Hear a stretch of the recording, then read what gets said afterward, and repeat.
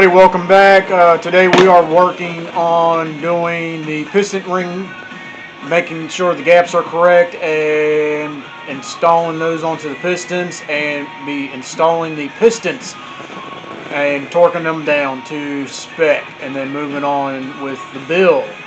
So right now I've already have gapped and installed the oil control rings, the secondary compression ring, and I'm working on the top compression rings right now.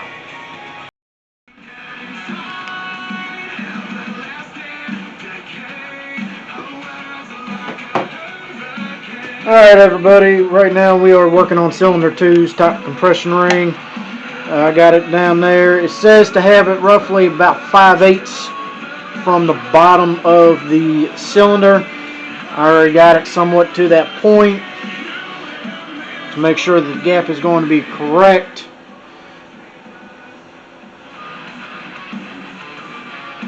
So I got a filler gauge for 0.25 millimeter.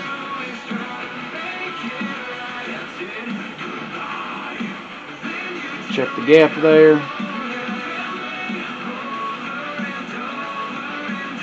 Has a little resistance, so that's within the new OEM specifications. So we're just going to go ahead and leave that gap as it is and move on to 3, 4, 5, and 6 cylinders.